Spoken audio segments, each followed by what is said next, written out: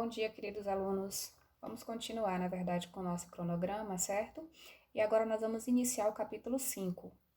O capítulo 5, ele traz para a gente um texto informativo sobre a questão da febre amarela e saúde pública no Brasil. E aí nós vamos relembrar o que vai ser mesmo um texto informativo. Vamos lembrar, já vamos, na verdade, analisar pela própria palavra. Informativo vem de informação.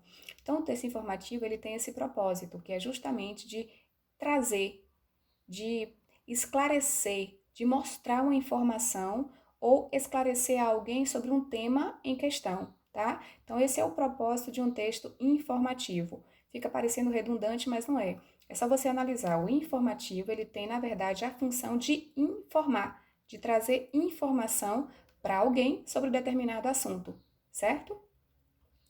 E aí, quais são as características básicas de um texto informativo?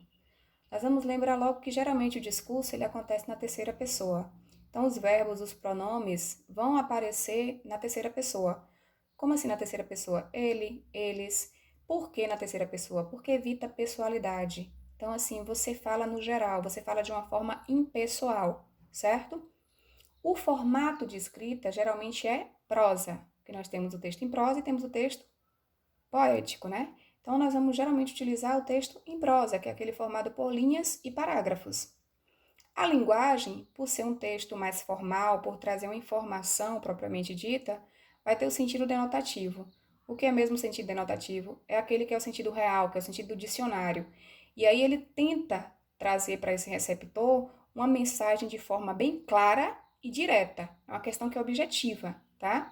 E se ele quer trazer uma mensagem que é clara e direta, ele vai ser isento de qualquer opinião, de qualquer questão pessoal, de sentimentalismos. Então, ele vai simplesmente expor a informação sem indicar o que ele pensa, o que ele acha, o que ele sente.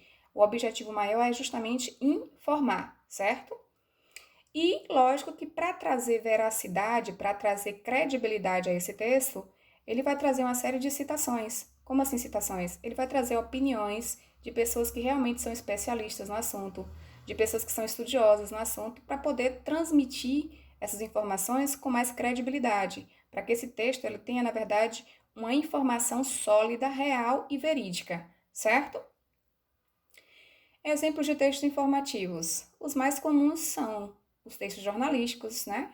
Reportagens, notícias, jornais, revistas, sites de notícias, enciclopédias. Por quê? Porque são textos que são colocados com esse propósito de nos informar.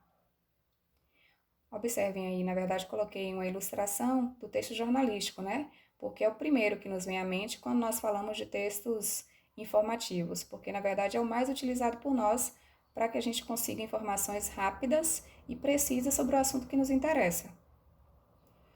A nossa atividade, vocês vão ler o texto informativo sobre a febre amarela, que lá na verdade vai mostrar sintomas, contágio, como acontece, são informações importantes no que diz respeito à febre amarela. E depois que vocês lerem o texto sobre a febre amarela, vocês irão responder os módulos de vocês. Quem não tem módulo, coloca no caderno. E são páginas diferentes, porque o texto, ele, na verdade, começa em uma página e termina em outra. Então, vocês vão responder primeiro as páginas 101 e 102 e, posteriormente, vocês responderão as páginas 106 e 107, tá? Todas as questões estão voltadas para o texto, que é esse texto informativo, e que fala sobre a questão da febre amarela. Um beijo e bom estudo!